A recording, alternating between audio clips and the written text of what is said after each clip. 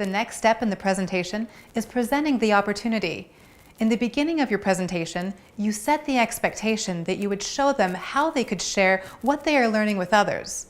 There is a smooth and easy transition into the opportunity side of LifeVantage.